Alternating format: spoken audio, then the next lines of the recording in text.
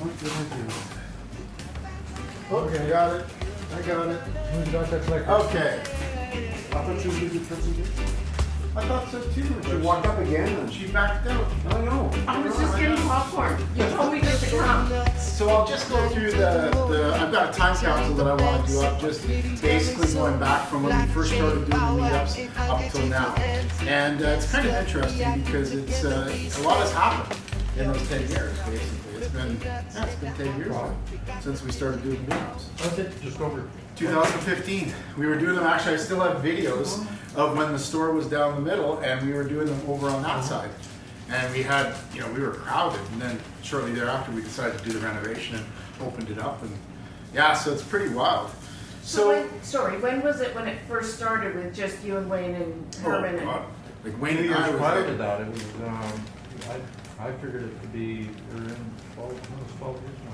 yeah, He's 15 years old. yeah. Wow. Yeah, I mean, and we actually started doing meetups, like just Wayne and me and Sean getting together, and Camille at one point there. That was around 2014. So a long, long time ago, 11 years ago now, and well, we've been getting together Thursday since so long that I don't remember it anymore. So either we're getting really old or the brain's going, or both. What are you about? Yeah. So the nice thing is here that, we started in 2014, and we officially started doing the meetups in 2015, and that's where I said, like, we did them on the other side there, and we just had a few people, but it started growing really, really quick. We've always done it here. At one point, we got so busy that we had to rent the hotel basement across the street there. We actually had 175 people at one point. That was when crypto was doing its first really, really big pump, and everybody was so excited that we filled up, and then it was just like, okay, well, we can't do it here anymore, so we went over there and we rented that space, and I don't think we've ever had even close to that after. No. We've had it where we've had so many people in here that we had to set up chairs and like do tons and tons of people, but we've never got to that level again. And so this is going to be our time capsule edition, and a lot of people have been asking me what TTM stands for. It just stands for Third Thursday Meeting. That seems to come up time and time again. It's just I got tired of saying Third Thursday Meeting. It's kind of hard to say, so I just started saying TTM, right? It's easier than that. And so we're going to look back at a decade. We've done a lot of weird stuff over the years. We've had memes, we've had magic, we've had mining, we've done pretty much everything in crypto. And we're going to talk about some of that stuff, and it's really kind of a lot of fun. I mean, this trip down crypto lane has been pretty wild. So we'll go to the next one here. And like I said, initially it was Wayne, me, and Sean. And we started doing some mining. We decided that, hey, this is a really cool technology, and we've been involved in technology forever. So we thought, wow, you got a device that can just sit there and it can earn and you don't have to do anything? That's like mind-boggling. That's like the ultimate employee, right? That's an employee that doesn't take holidays, and they either work or they don't. So it's pretty good that way. And we bought some rigs, and we fried some rigs. We didn't know about heat or electricity.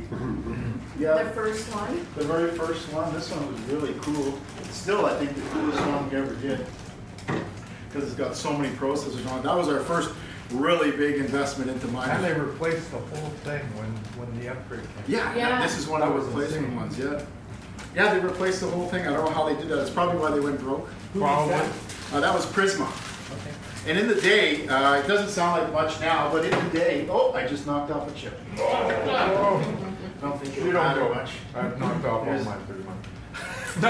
I got a little transistor. There we go. I'll start mining in my brain now. So at that time, Bitcoin was about 150 bucks US, in around the 200 plus range Canadian. So, when we look at the price right now, that really has come a long way. We're looking at about 104,000 American right now, up from 150 Back bucks. then, we were telling people we could hit $100,000. People thought we were. Oh, they thought we were absolutely insane. We didn't even believe it either. But Well, we didn't really. Well, it was so new at that point. Who could believe it? It was like one of those things where we thought, I think it's going to go, but who knows? Yeah, well, we were using them mostly for heat, right? Like we live in a cold place, and so we decided, well, this is really cool. They give off a lot of heat. Let's just plug them in for heaters. We didn't realize how loud these damn things were. Oh my God, I think Wayne got hearing That loss. hot, I had 2 of those heating the whole house. Yeah. We had to open windows at 30 below. Yeah, it's nuts. Yeah. We had all of our windows open, because remember, we brought them home too. We had them in our basement, the whole house was vibrating, it was so hot, we were in shorts, and when it was minus 40 outside with the windows open. And here at the store, it got so hot in the store here, it was crazy, it was melting all the snow around the store. So it was crazy, but you know, it was good times, because at that time, Bitcoin was cheap. And we were actually spending so much money on electricity, it was kind of scary because our electric bill was through the roof. And Stacy started saying to me, holy crap, look at the electric bill, are you nuts here? And you know, there at that point, it really was a leap of faith, where it had to be like, you either believe this is gonna work or you don't. And we believed and we kept going, so it worked out pretty good. Making enough to pay the electric bill? No, not even close. I mean, these things were very powerful. Like each one of these guys required a 1350 really fancy PVGA power supply. You had, each one had to be on a 15 amp breaker, because they took 12 and a half, 13 amps each. That's when they're not hot. They'd get hot, they'd pull about 15 amps, 14 amps. So you needed on about a 15 or 20 amp breaker, because it's all 110, right? But we ran lots of them. We bought those crazy expensive power supplies. I can't even remember how. They were more expensive, I think, than the miners. $600 or $700. Yeah, just the Time, power right? supplies were. Yeah, it was just crazy. And but Hydra was cheap, a lot cheaper even then. But you know, at that point, blockchain, we didn't really understand the whole process when we first got involved in it. But it didn't take very long to start realizing, hey, this is something that, you know, that makes sense and that works. And we realized that this is something that we want to be involved in. And then, well, we continued on from there. And where is it going to go? Did I go? Oh, I did go. Okay, there we go. There we go. Okay. So this is 2015 is about when we actually began doing the CryptoNutz meetups. And it was, you know, it was kind of beer fueled at that point. It was like, it wasn't, it was half booze, half crypto. It still hadn't really converted to crypto entirely. And, you know, there's still a little remnants of that now. If you see my little drink here. And others have some beers and some other things. But at that time, it was kind of like we were having fun and looking at it. There was some really cool stuff that came up, as a matter of fact. Like, that's when Ethereum came around.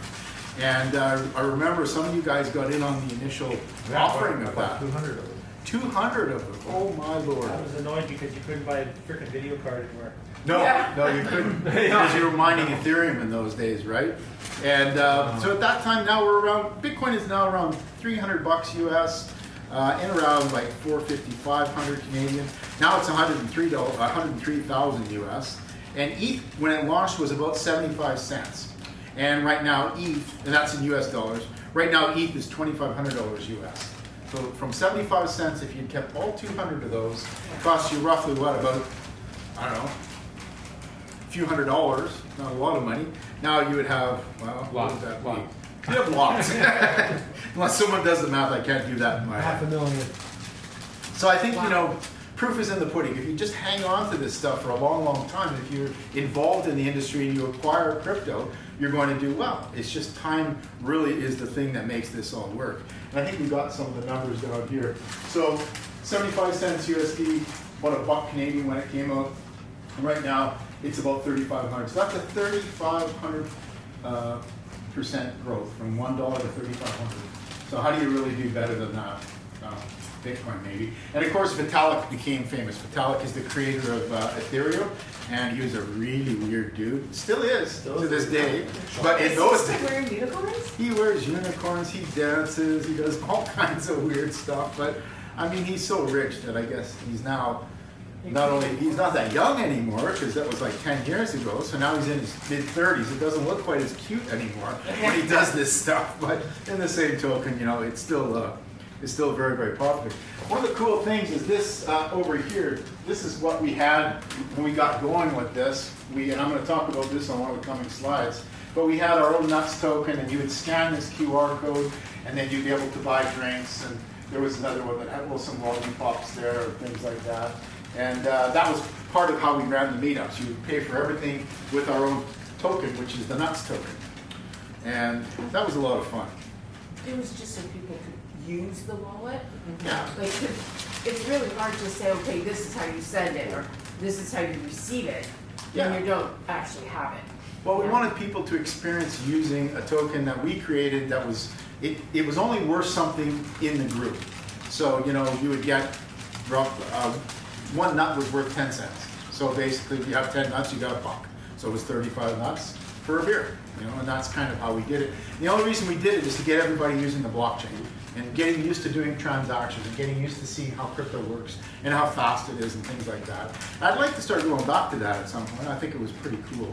And this was Pure scarcity. this was the actual, the beer DAO started in 2016, 2017. And if you were to scan that, I don't know if it would work. But anyways, what ended up happening is we would buy a few beer and we'd want to have a couple of beers, not a lot, but more and more people started coming. So there was less and less beer. So it really, Wayne and I were paying for the beer out of our pocket, putting it in the fridge, and everybody was drinking the beer, and we weren't even getting, you know, our 2 or 3 beer, which we definitely wanted to get if we bought it, right? So we decided that what we would do is we'd create a beer DAO. And it just stands for Decentralized Autonomous Organization, a DAO. And it's something that's known in crypto. And we were really early on in doing this kind of stuff because people didn't even know what they were at that time. But what it ended up happening is it changed. It started out as the Beer DAO, DVD, and then we changed it to the Booze DAO. So, because we started getting more stuff in there. Funny things started happening. We started getting so many people using it and sending Bitcoin to buy cryptocurrency that we ended up getting a lot of Bitcoin. And it was kind of weird at a while there. It was like, holy crap, look at this. We can buy anything we want now. So we started buying single malt scotch. We bought, you know, absinthe. We bought, what else did we buy? We bought Pretty much. everything, popcorn, all kinds of stuff. Every week that we came back and bought beer, Bitcoin was worth more, so we had more money in value than Yeah. lots of beer. And I think we all initially kicked in, we bought, remember Sean went to one to Ontario. And- One case each. Yeah, 75 case though, because they Correct. sold the 75 cases in Ontario. So Wayne and I each kicked in enough to buy a 75 case, and then Sean kicked in with it as well. And we loaded up the fridge, and then we put the QR code just like it shows on the fridge there on the front. You'd have to pay in Bitcoin, and then of course you would get your beer. So it worked out really, really well. And it really took off. I mean, like, holy crap, we ended up getting in total about 0.38 of a Bitcoin while we're doing that. And we didn't do that very long. We only did that for, what, a year, just over a year or something. Oh, we had like to that. stop doing it because of transactions. Yeah, yeah. We learned so much about $3.5 transaction cost you $12 in fees. We could do it at first because we figured out, okay, what we'll do then, because the transaction fees went from being just pennies up to dollars.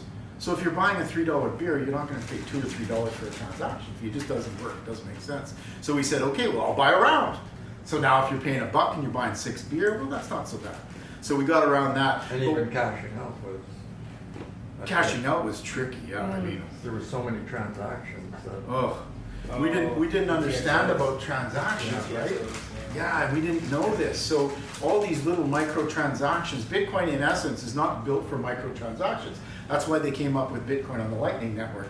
But we learned a lot. I mean, man, we learned about delays, about sending coins, of not sending enough in your transaction fees. We also learned about real time, like what it's like to use a cryptocurrency in a real time kind of thing. And, you know, because we were just selling beer, we were taking only a $3.50 chance. But we started saying, like, holy crap, in those days it got so busy sometimes that it would take like an hour, 2 hours for a confirmation. The meeting would be over and we'd just be getting confirmations on some of the beer that people bought. So we learned a lot about the blockchain that way. And we racked up some pretty good Bitcoin that worth, right now, today, that would be worth about 33 grand. So we don't have it. We bought it all, we bought a whole bunch of beer. Well, we bought beer. And then we just ran out the fridge and that was it, we were done. Didn't we get a payout though? There was, because people bought into the beer, to the DAO. That So was, we that was cashed- something different again, that's a whole different story. No. This Yeah. is the beer DAO, because remember I made all that wine? Yeah, I remember. I remember really well, but it changed into something else, and that's outside the scope of this talk. Okay, never mind. But she's right. I mean, you're right. Stacy came in last on the beer down. She made a whole bunch of homemade beer and a whole bunch of homemade wine, and then she came in as an equal partner on the beer down. So we were stocked. I think we still have some of the wine she made in the cupboard, and every so often someone cracks one. Still good beer. Good wine, I should say. The beer was gone a long time ago. And yeah, we kept track of it all. We just kept track of it on a piece of paper. It was a handmade paper, fancy, you know, linen paper. We just kept track of all our little transactions on there. I still have it somewhere. One day I'll fish that out. And so things started happening. Things started really churning after this. And some of this stuff you've heard, but where it came from is kind of what we'll be talking about a little bit. Like the second Bitcoin halving, 2016. That was like an exciting time. Like we didn't know what was going to happen. It was only the second time that Bitcoin had reduced at half its amount of value that it was paying out to the miners. So we really didn't know what was going to happen. We didn't know if it was going to crash down to nothing or if it was going to take off. And everybody predicted everything. So we never really knew what was going on. That's when HODL came out. That was basically a drunken typo on a Reddit group.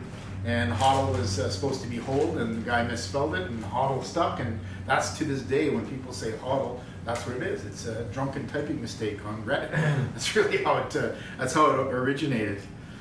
And we started getting a little more serious about mining. God, we made some investments and bought some hardware and decided to heat garages and other houses, and members started getting involved. And you know, we did some group purchases, which we're talking about doing again now, but we did some group purchases in those days of miners. We got some really good buys of miners, and everybody just sort of pitched in some cash, and we split out these miners and started mining with them. It was a lot of fun, and we actually ended up earning a lot of crypto that way. And again, you know, power was cheap, and we really didn't have to worry because we had cold places that we needed to heat. And we really started embracing a lot, and yeah, considered starting a Manitoba mining cartel. Yeah, that was us. We were the cartel. We did talk about it, but it's like, if we had just acted on some of these things, I mean, hey, could have been a whole different outlook, but not complaining. Everything went pretty well as it did. So now we're into 2017, and this is where things start really taking off. I mean, it got up to 20,000 USD. You know, what about 30,000 Canadian, or close to 30,000 Canadian? And it dropped all the way down to $3,000. That's the next slide. Yeah, Ethereum now is up to $1,400, so it's really starting to pump a lot. It's going up a lot. We used to have to do like our third Thursday meetings. Now we're like basically consoling people and, you know, telling people don't freak out, like don't sell your house, don't, you know, like we don't know what's going to happen here, because there were some people that really went overboard. And some of them aren't even living in this country anymore because they made so much money. So It's true. it's very true, yes. There was one guy who mortgaged his house, and at the time, I mean, I certainly couldn't advise him to do that. And he said, yeah, this is what I've done it already. I was mortgage free. I mortgaged my house and I bought Bitcoin. I was like, oh my God. You know, but anyways, needless If to say, only. he's one of those guys that lives in a different country now and probably owns villas and all sorts of things. But yeah, he paid off his mortgage and still had a lot of Bitcoin left over. So that worked out pretty good. And yeah, so that was a lot of fun. And that continues on to now 2018 now. Welcome to crypto winter. We go from $20,000 American down to $3,200 American. The bottom just drops out in it. And everybody says, that's it, it's over. Bitcoin is done. Like, nice run, that was fun. Wayne and I say, yeah, I guess we better sell all this shit and go home.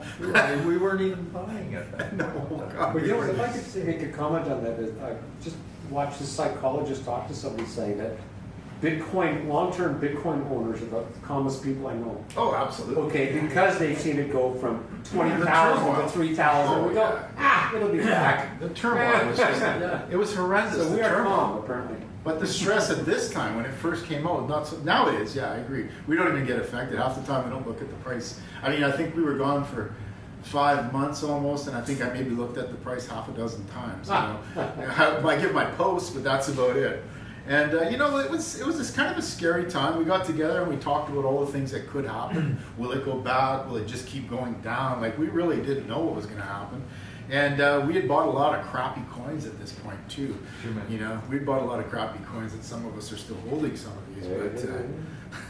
But we did learn what conviction means, and sticking to your guns, and staying involved in the crypto sector. That's something that we did. And things started coming out like these ICO scams. Does everybody know what an ICO is? You know, Initial coin offering. initial coin offering, exactly.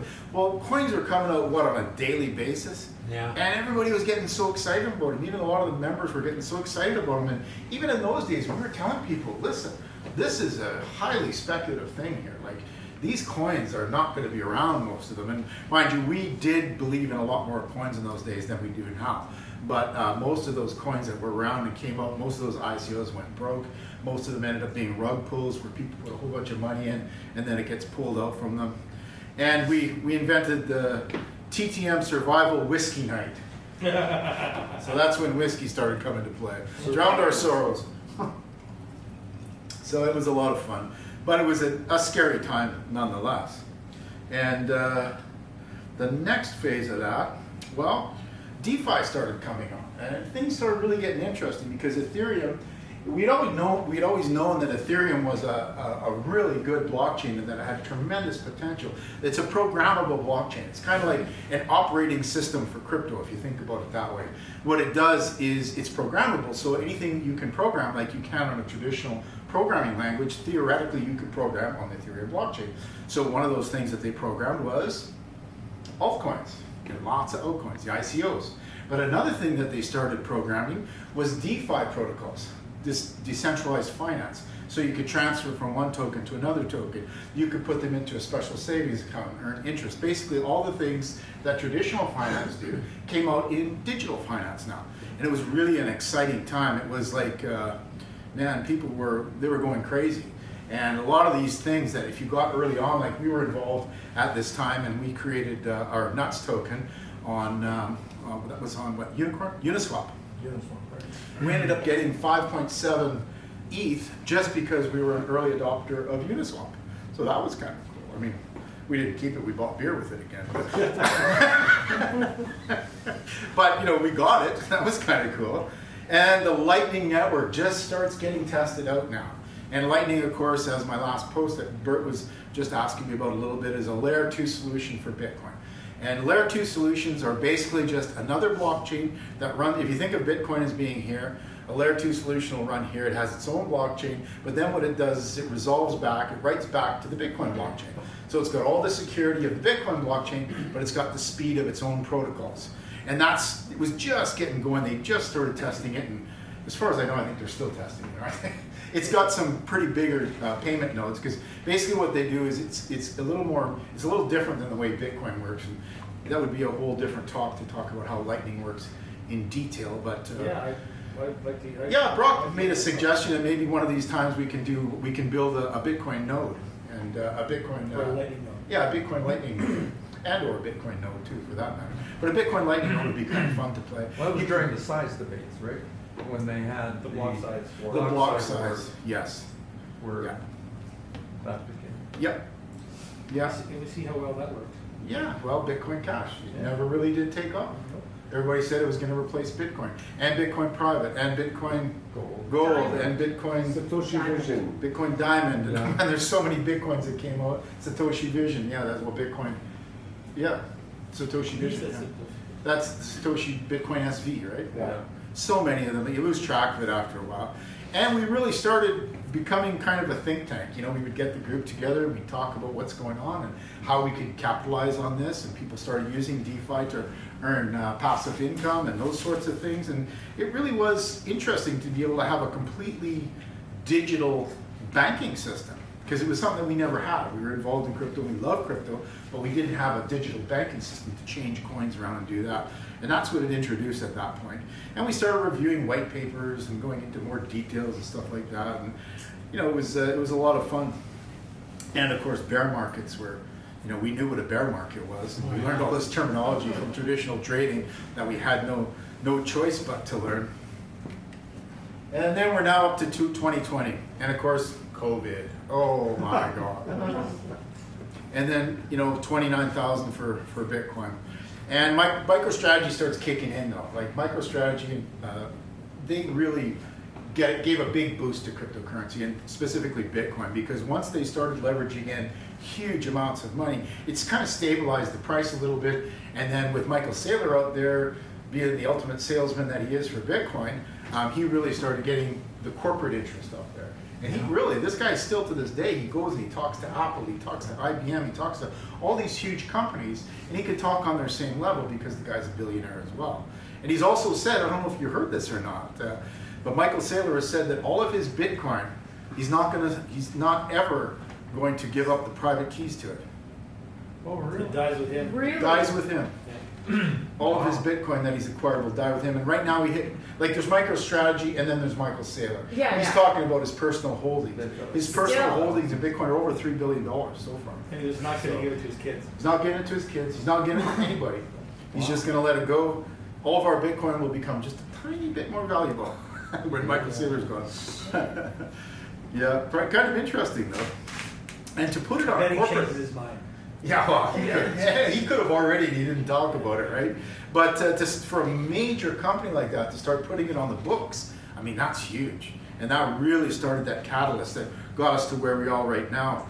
And we started getting a little more validated. We started thinking, okay, well, this looks like, looks like it's got legs, and I think it's going to go. I mean, we were all pretty much convinced by then that it was Was going to that be. regulation era that started to teeter? We didn't know where anything could go with the SEC and all that. They were Yeah. just stringent with this. We didn't know what was going on. A lot of the court cases with the SEC, like you said, started coming out. They started going after some of the DeFi companies. The early DeFi companies had problems and things like that. So it was, we were boosted by this. This was 2020, although COVID was shitty and everybody had to survive through it. It was actually sort of a beginning again. Isn't this when El Salvador started to get into Bitcoin? Just before You're that. just a little bit ahead. Oh, okay. Sorry. That's all good. I'm jumping the gun. That's all good. Okay. Crypto goes prime time. There we go. There we go, 2021, that's when it hit. Coinbase IPO, all of a sudden you got a crypto company that deals only in crypto, they don't do anything else. They do initial public offering, they are worth billions of dollars. People realize that, hey, this isn't just a flash in the pan, this is a real business, this is a real opportunity. So Coinbase was a big deal in the day. I hate Coinbase, but they had their place in the crypto history, that's for sure. El Salvador, as you just mentioned, El Salvador starts adopting Bitcoin. And we all know that worked out really well for El Salvador. They got themselves out of the hole that they were in and they started doing really well. And they've actually paid back some of their debt right now, and they've got They basically stated that at 100,000 they are debt free, and it's already Yeah. they're completely So that's debt free. pretty- I mean, what a pretty thing for a amazing. country. I wish Yeah, Canada yeah. would do that. I mean, Can't run there now either. that would be Yeah. amazing if Canada was Did you to hear do that. there's barely any crime there now, too? Yeah, it's Yeah. actually considered to be one of the safest places in the world right now. So this was just when they were still doing Bitcoin Beach, not the city yet. Right. Yeah. This is just when the government decided to Decided do this. to start, Yeah, they okay. hadn't done all the rest of the development that they ended up doing yet. And we sort of got to that point that people weren't calling us weirdos anymore. That happened around 2021. People started going, maybe those people know something. Maybe they've got an inside track on something here. And we started getting a lot more interest. That's when I showed up. That's when you showed up, 2021. Yeah. December Yeah. Bought it high and then it dropped. I did. I bought it right at the top. And Yeah, I remember that. But hey, if you could only get more at that time, I right? hung on to it, and I bought more. Exactly, that's what you have to do. And of course, NFTs started coming up now, and NFTs are a non-fungible token, and these little graphics were selling for hundreds of thousands, even $1 million. One of them went for $69 million, and it's a little graphic that's on the blockchain. That's all an That's the NFT monkey. is. It's a one-of-one graphic on the blockchain. Is that the monkey? No, it was. I can't remember what that was. He had one. Oh, the Banksy? No, he had a full 8 years or something Of his life. photographed Yeah. of his Oh, life. yeah, right. Yeah. So Yeah, I posted about that one, but I didn't include it here. But yeah, that was the name of it, but yeah, it went for yeah, $69 million. Yeah. Can I interrupt just for a second? Okay. Just when you were talking about Kevin's post, did anybody see the post? Was that from today or yesterday? Yeah, not today's. I The think it was cow yesterday. one? Did anybody see the cow, cow? Oh, yeah, yeah. That was good, That right? was hilarious. That's kind of funny, yeah. And just so that everybody else knows what we're talking about, there was a farmer in Sorry. a Welsh farmer that has decided to use the excrement from cows to power Bitcoin miners. To Of course, create methane. create methane and then power Bitcoin miners. Right. So it's green methane made from cow shit. That's perfect, right? Power the blockchain with cow shit. How can you beat that? So yeah, NFTs, they were really a thing and they continue to be. I mean, they have their place. They're kind of hard to get your mind wrapped around them, but they have their place in the Gaining cryptos. momentum again. Pardon me? They're gaining momentum. They are gaining momentum, getting more and more popular again now. So, More so in the arts world though than just the stupid little graphics. well, and even restaurants are starting to use them now. They're using them as a form of like a special card, if you will. You have to have this NFT to get into a special restaurant, and if you don't have it, you can't get in. Some of them, if you do have it, you'll get better seating and things like that. Yeah. So there are some actual use cases for NFTs now. And 2022, we're calling this the Great Crypto Cleansing because a lot of bad stuff happened in 2022. Terra crashed, the Terra stable Oh, token. yes, Yeah. yes. We know members of the group that were worth millions and millions of dollars one day, and the next day they had Not so hundreds much. of dollars if they were lucky. And literally it crashed overnight. It was just a mathematical error in the way that they designed their stable token. It didn't stay stable. And it crashed not only the stable token, but then it went ahead and crashed the Luna token as There's well. a group of young guys who had put on everything. They had Everything they had. buckets in They were there. from Winkler? No. They Winkler? were from southern Manitoba, yeah. And one of them had that store. Yeah, not too much detail. Sorry. You're the one on the corner. I have recording here, so not too much Sorry, detail. sorry. Okay. And then went to them. So a weird thing happened though too. I mean, there was others too. There was FTX. I mean, we're all familiar with FTX that have been involved in the crypto space. FTX was just some young guy with fuzzy hair that really thought he was smart, and really he was a But scammer. everyone did. Everybody thought he was Yeah. smart, but he All was a the scammer. bigwigs He was a in the brilliant- industry Yeah. thought he was like brilliant. He was being used. He was being used. He was, he was manipulated, and and I think he was a scammer too, to boot. But markets started imploding. A lot of the meme coins started doing well, though. This is kind of what happened in 2022. That's when some of the meme tokens came and started getting more popular. Doge got more popular. SHIB got more popular. A lot of the tokens got more popular, and we were still getting together every month. We'd still getting together.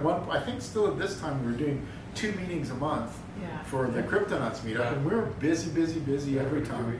It was fun. We were learning a lot. I mean, we were still involved, learning about everything, doing presentations. I still got tons of old presentations that could probably be redone and modernized and would still be great, valuable information even now. And all the people that came in that had this all figured out showed us presentations and then disappeared when the Yeah. price went down. Disappeared. Yeah. And then some of them were telling us, "Oh, you gotta buy this token, or you gotta buy that token." Of course, we didn't buy any of them, but they were saying, and they put all their money in. And like Wayne said, like that was the last meetup. You'd see them as soon as their tokens crashed out. Never saw them Gone. again. Yeah, that's where the last point there, TTM therapy mode reactivated. Telling people, get back to the basics, buy Bitcoin. And that started about 3 years ago now. So that's just about right, telling people, hey, the basics are where you want to be. Ethereum, Bitcoin. Programmable blockchain, store of value. Very simple. If you want to do DeFi stuff, if you want to have passive income, you go on to Ethereum. You can still keep your Bitcoin. You can just put it wrapped Bitcoin on Ethereum and still make all the same kind of returns that you can with any Ethereum product. However, you still got to take it back out of the Ethereum blockchain to put it back to Bitcoin. So if you're going to do it though, probably the Ethereum blockchain is the best place to wrap Bitcoin. It has the most liquidity and it's most likely that you will get your Bitcoin back. But once you send your Bitcoin to any blockchain, you are hoping that you'll get it back. There's no guarantee. You're trusting the protocol, you're trusting the site, you're trusting all of that information that's going into is going to be done properly, and you hope that you'll get your Bitcoin back one day. The best way is just to have Bitcoin, hold it, and not worry about it. That's the simple way. And at that time, we really started focusing back on the basics of decentralization, like having the tokens that are really truly decentralized. I think pretty soon in here as well, I don't even think I mentioned it, but XRP started coming to the table, called initially Ripple. And they were promising the banking solution to cryptocurrency. Well, most of us that were involved in crypto, when we saw what they were doing, they just pre-mined all of their tokens, so there's no money, there's no proof of work, there's no proof of stake. They just said, hey, we got a bunch of tokens, what are we gonna do? Well, let's make it worth billions. And that's what they did. There was nothing backing it, there was nothing to it, but these guys were financial guys and they had the connections and they knew that if they went after the SWIFT system, which is a traditional banking kind of money transfer system, if they did it properly, they figured, hey, maybe we can make this work. Well, we all know they made it work because although we were against it, I think when I first bought my first XRP because I thought it was going to go up in value, I think I paid 7 cents. I think it's about $3.50 now or something like that. So it definitely went up, and I still don't buy it, and I still don't believe in it because it is still a centralized mess, and it's ripe for disaster. And now with them going into their own stable token, let's hope that they do that properly. Let's hope they do a circle kind of approach where they deposit $1 USD for every $1 that they mint in their stable token. Because if not, we could see another Terra Luna kind of fiasco with XRP. And yeah, Celsius, another one that went down. FTX, boom, gone. Wreckage, damage. We were talking about all the things that were going down and reminding people that decentralization is really important. Stick to Bitcoin, stick to blockchain that is Stay off the provable. exchanges. Stay off the exchanges. Don't leave your coins on an exchange because, lots of people lost hundreds of millions of dollars on the Quadriga exchange in Canada because they left, even some of my relatives lost money on the Quadriga exchange because they left their tokens on the exchange. Because people were used to banks, where you leave your money in a bank and you don't think about it. Oh, it's a Canadian exchange. It could go wrong. Well, a lot went wrong. All of it went wrong. It all went gone. Like who donated crypto to the convoy figured that out. Yeah, exactly. Yeah. It's traceable. So yeah, that was kind of an interesting Traceable is time. one thing, but getting it away from the people who have it, even if you trace it, is a complete other thing. Mm-hmm. Like having money in a bank, that's Well, fair that's game for them. easy to close down money in Yeah, a for bank. sure. Yeah. I mean, if you have crypto, giving up your keys, that's a whole different thing. Yeah. If you have crypto, they may know you have crypto, but again, Yeah. you have to sign those keys for it to actually. For sure. They're trying to put the keys to. The private keys, yeah. Okay, so now we go to 2023. We're getting close now. Ethereum grows up, yes. And Ethereum goes from proof of work, which is similar to like Bitcoin mining, where they're actually solving complex mathematical problems and they're rewarding blocks and they're building blocks, kind of like we saw that little graphic at the beginning. Ethereum goes away from that because of the wastage of energy, and they go to a proof of stake system, which means basically like a bank account. You put some money, you put some Ethereum into an account, and it earns revenue for being there, and they use it because you have it there to validate transactions with it. That's a very simplified explanation, but in essence, that's what it does. And institutions are getting really interested now. Like they're starting to, big companies like MicroStrategy has already invested billions, I think, by this time now, and is continuing to invest on a regular basis. Other large institutions are starting to get going now. Tesla buys some Bitcoin, others start buying Bitcoin. So it starts getting some real momentum, and things are really looking up. And so we're really happy now, and it roars back. I mean, we're like, hey, this is happening again. And then, of course, things change, as it always does with crypto. The pre-halving hype. Bitcoin ETFs get approved in the US. That was good news. That was like, they had been approved before that. I think 2021 and 2022 ETFs were approved in Canada, but it took until 2024 for the American ETFs to get approved.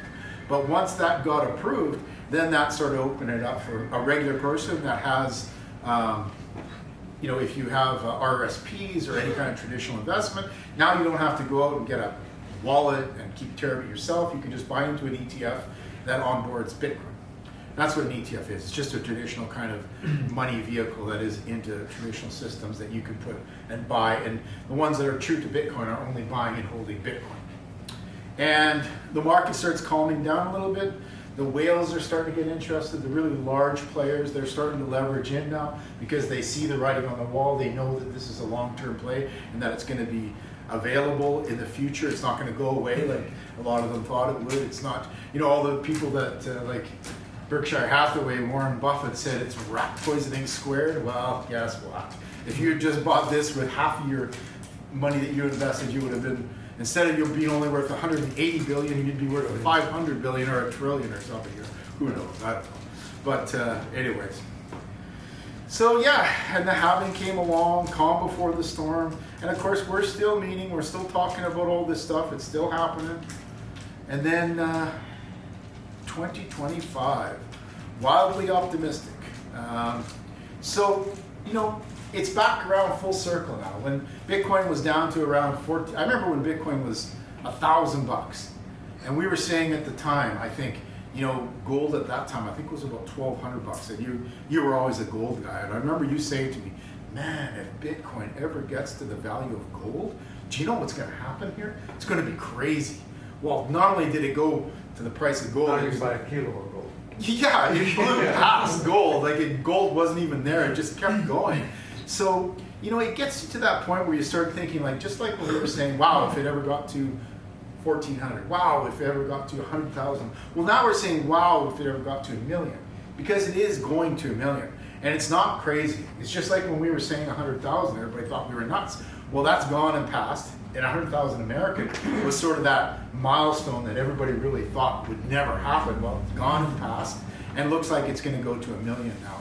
So here's a 10x opportunity for everyone. If you can buy it around 100,000 and it goes to 1 million, you're going to 10 times your investment.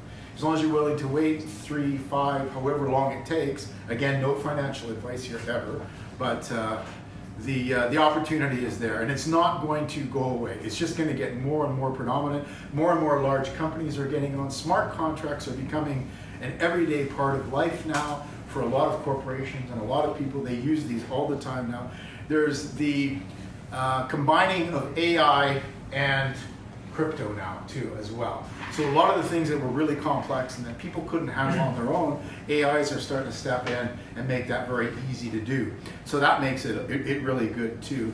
You know, you've got things like decentralized social networks now, and that allows you to say things and go on the networks and talk about things in a completely anonymous way, which we don't really have now, especially with the way that in Canada they're cracking down on some of our social media.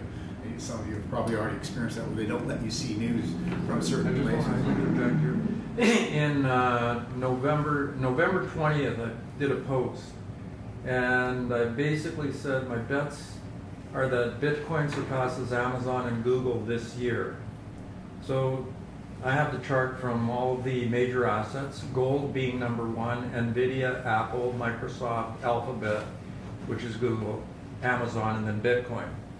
And then a few days ago I posted it passed it. Now Bitcoin is now Is it number 4 now? yeah, it was number 5.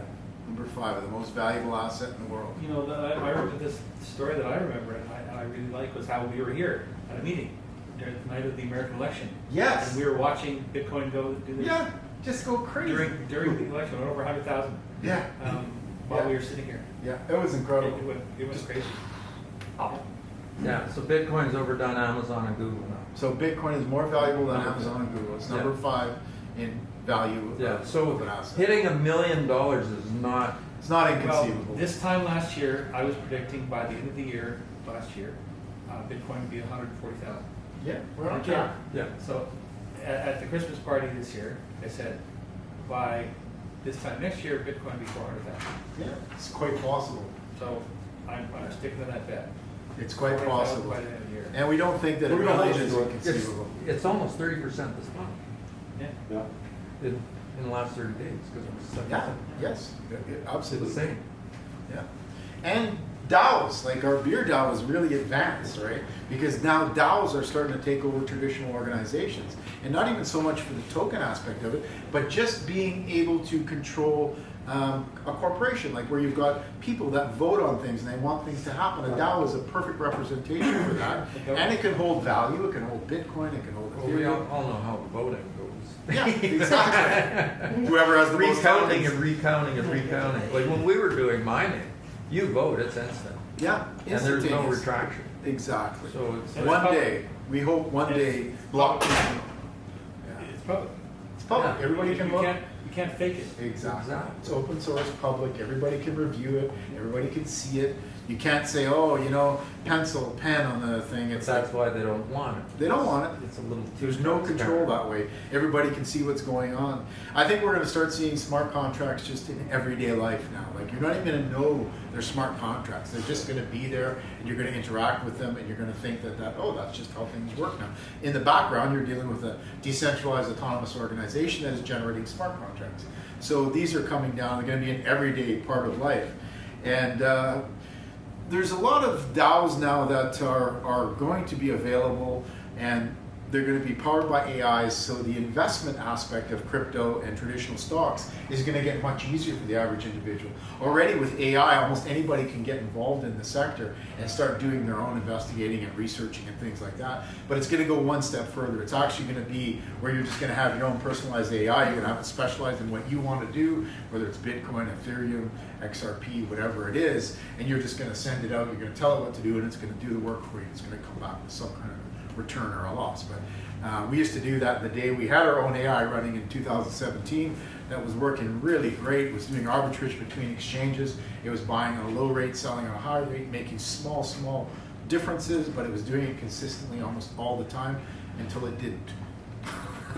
And it crashed and burned. But you know, it was a very early thing. Those kind of things are becoming more commonplace now, and you're going to see them all the time. It's going to be very common.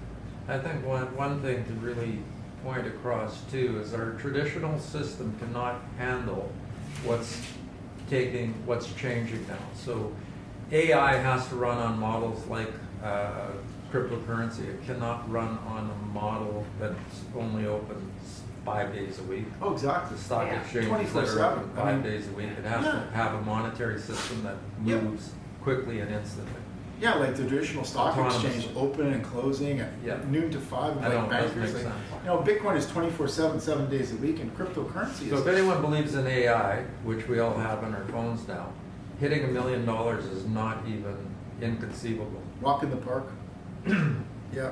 So we're not just dreamers. I mean, you know, we're the prototypes. We're showing you what's to come.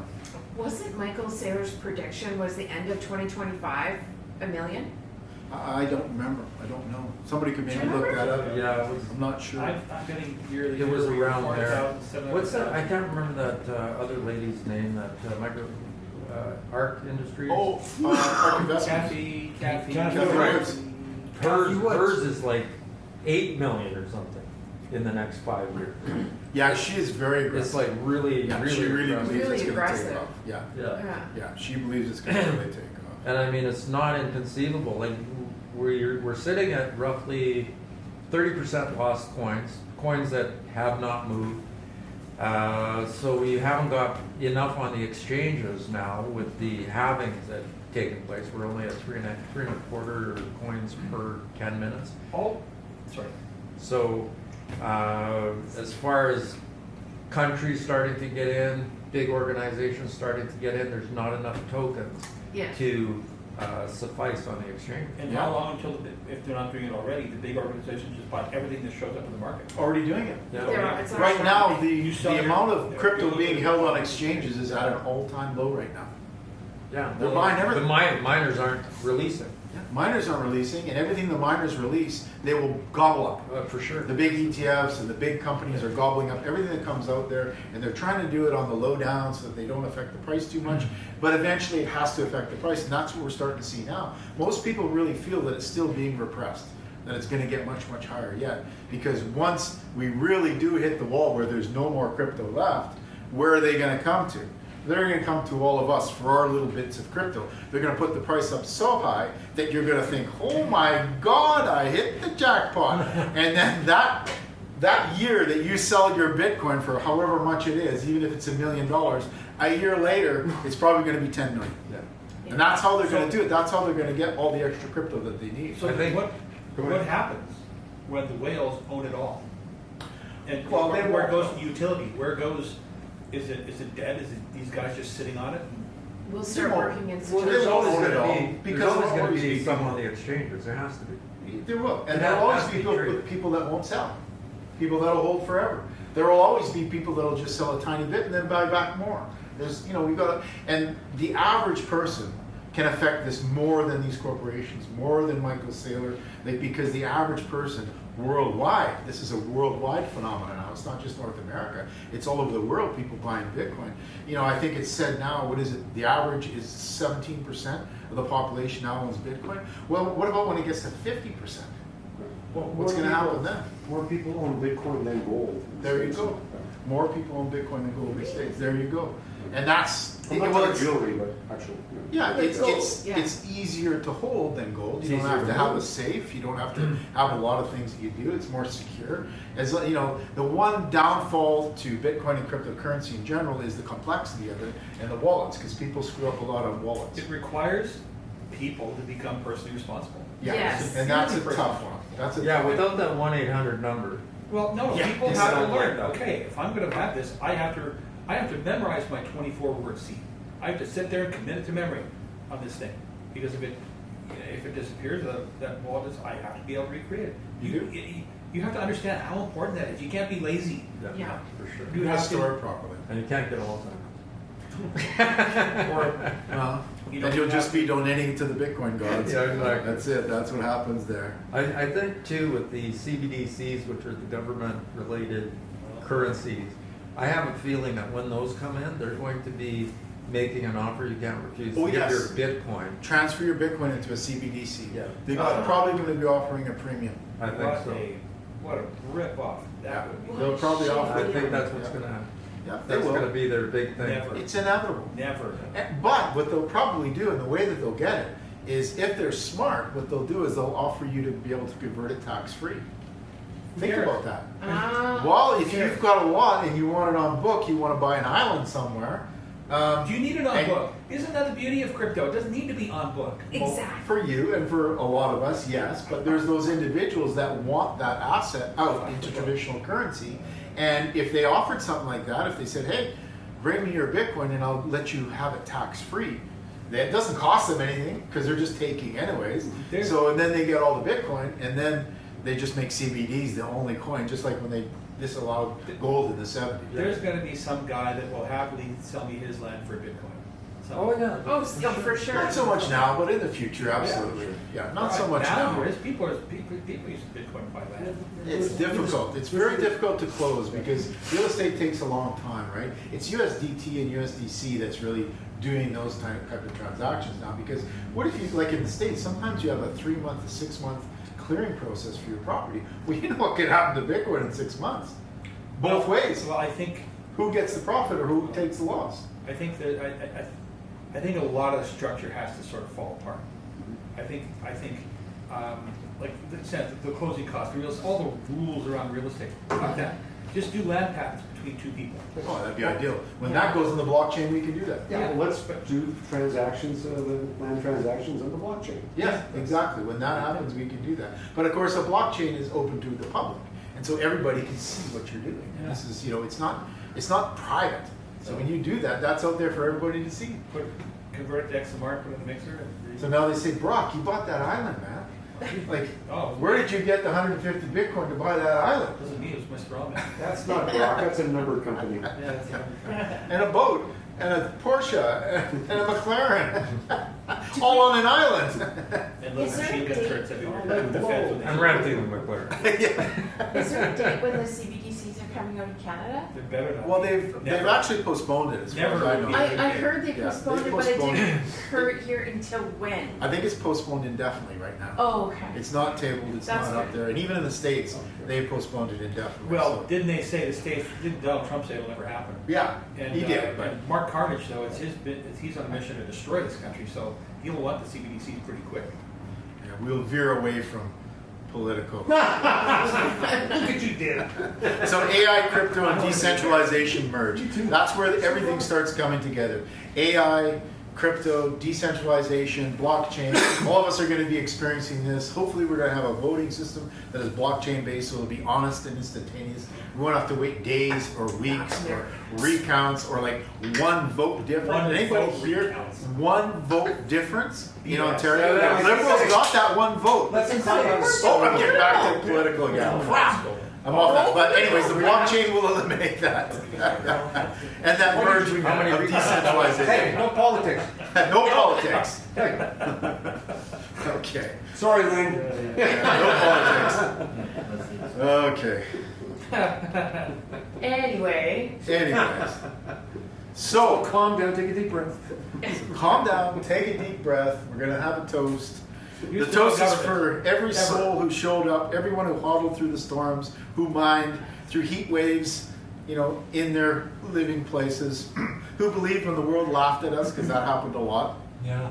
Crypto's a movement, it's freedom. It's really a way that people can get ahead. It's a way that the average person has a chance to get ahead in life. And this really, everything is pushing us down so hard, so fast. This is one thing that the government can't control, banks can't control, we control it, the people control it, they decide the value.